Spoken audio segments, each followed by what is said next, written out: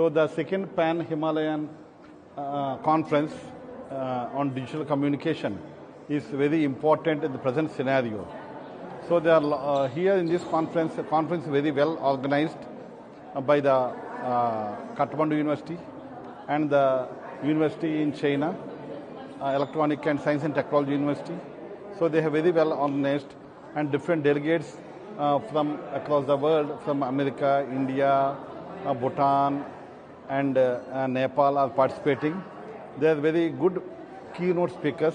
Till now, they have spoken very well on various aspects of digital communication in the Pan-Himalayan area. So there are lots of many things explored in this Pan-Himalayan region on agriculture, science and technology, cross-cultural communication, and Asian communication with regard to the Hinduism, Buddhism, Chinese, all other different traditions in the cross-cultural communication. Such type of conferences will be very helpful for the young students and the research scholars in the generation to come. They must know about the Asian communication, eastern part of the life of communication, and their religion aspects and their historical aspects. So I have met with so many scholars from the Bhutan, China, and other countries.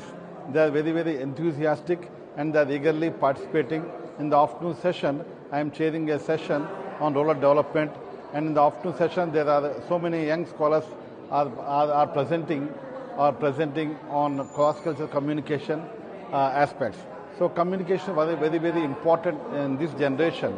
Digital communication and social communication and technology communication have to be integrated to have a healthy and a better way of world, so that we all can harmoniously live together in the days to come.